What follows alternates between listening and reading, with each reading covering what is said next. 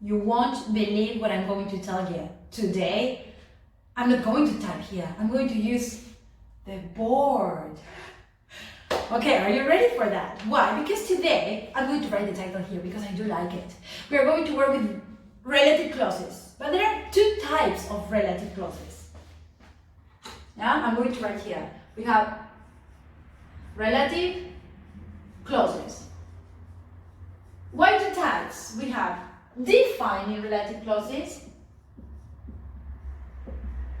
Defining relative clauses, yes, the R stands for relative and the C stands for clauses.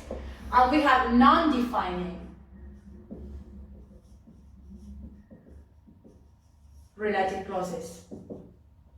Okay, so what you have to bear in mind, yes, is that defining relative clauses give information that is really necessary about something. It's really important to understand what we are talking about. For example,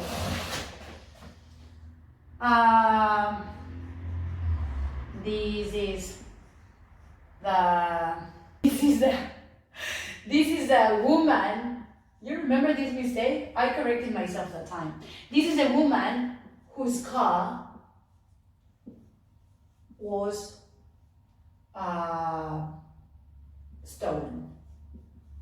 So look, this is a relative clause. I'm not going to underline woman. Whose car was stolen? This is a relative clause. So what we have to know is that a relative clause, I don't know if this is working, that a relative clause gives more information about the subject. If you say this is a woman, what are you saying about the woman? Nothing. So we do need this information to complete the idea of the sentence. This is necessary. This completes the idea. Yes? Necessary. Because it's important information. Important information. Okay. What happens with non-defining relative clauses? The most important thing to bear in mind is that they are generally between commas. So, if you ask me if something is between commas, it's because you are adding information that is not really important to complete, yeah, the meaning of the sentence, or to give, to complete the sentence. For example, here, yes, if you just drop this, you won't understand. Yeah, this is a woman, and what else? This is a woman. Come on, continue. So this is a woman whose car was stolen. This relative clause completes the sentence. If I tell you that the non-defining relative clauses are between commas, that means that they are not necessary. Yeah, I'm going to use red. I don't know if you can see with red. Not necessary information. So that means that it's not important. For example,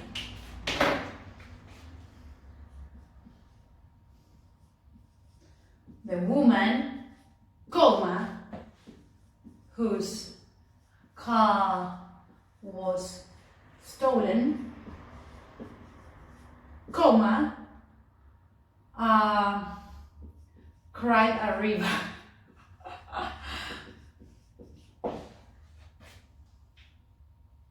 Okay.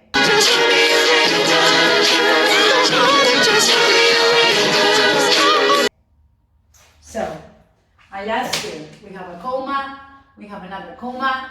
So, all this sentence is a non-defining relative clause. Why? Because if I erase the non-defining relative clause, the sentence still has a meaning. For example, the woman cried a river.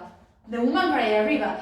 The non-defining relative clause gives more information about the woman, but if I just drop this, I will still understand that the woman cried a river.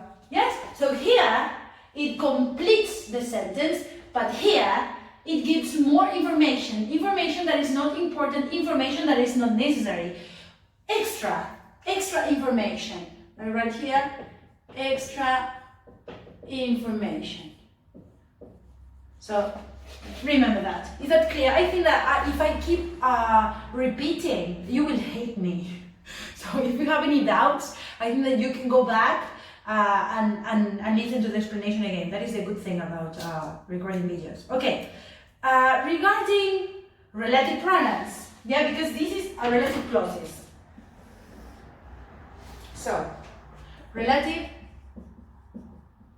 pronouns.